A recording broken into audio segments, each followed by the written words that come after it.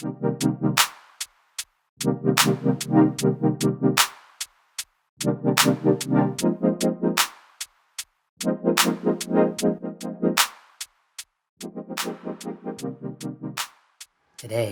we will talk about another Pluto.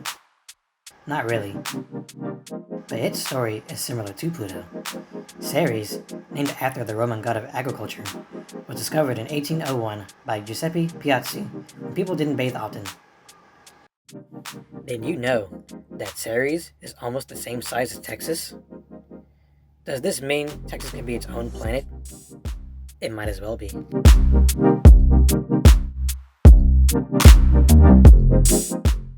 Ceres is noted for its incomplete shape, which is due to Jupiter taking Ceres hostage with its gravitational pull. Now, Ceres drifts in the solar system's asteroid belt like a paper bag.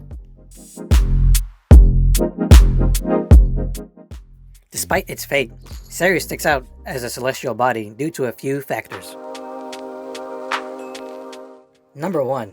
Ceres may have had life. Scientists claim that this is indicative of the presence of water, geological activity that causes the planet to warm up, and minerals such as carbon on its surface. Number 2. Ceres may have an entire subsurface ocean. Other than Earth, Ceres has the largest water reservoir in our solar system, and NASA's Hubble Space Telescope has spotted water vapor plumes from Ceres. Number 3. Ceres has the possibility of holding all the fresh water we have on Earth. I'm thinking about packing my bags and heading for Ceres. If life does exist there, I hope the locals are friendly.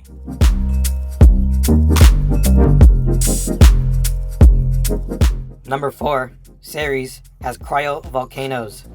But instead of hot magma that turns your bones into soup, cryovolcanoes erupt with water vapor, methane, and ice. And number 5. Since Jupiter did not want to share its metal for biggest object besides the Sun in the solar system, Ceres became its own largest object in the asteroid belt. Talk about petty. Being an incomplete dwarf in our asteroid belt, Ceres has no orbiting moons and revolves every 4.6 years. Currently, Ceres' aphelion is 2.9 astronomical units and its perihelion is 2.5 astronomical units. For reference, aphelion is like when a father tells his kid that he's going to get cigarettes, and perihelion is when he doesn't come back for another 1,682 days.